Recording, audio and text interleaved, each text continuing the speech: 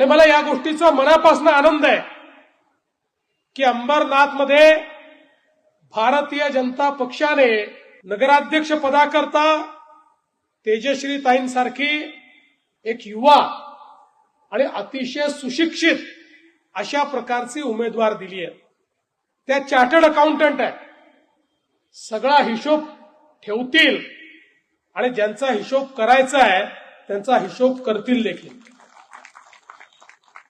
आणि आता त्यांनीच सांगितलेलं आहे पारदर्शी प्रामाणिकतेतून काम करण्याची त्यांची जी मानसिकता आहे, न खाऊंगी न खाने दूंगी अशा प्रकारच्या मानसिकतेतनं जर कोणी काम केलं तर त्या व्यक्तीला कधीच कोणी थांबवू शकत नाही आणि त्या शहरालाही विकासापासून कोणी कधी थांबवू शकत नाही.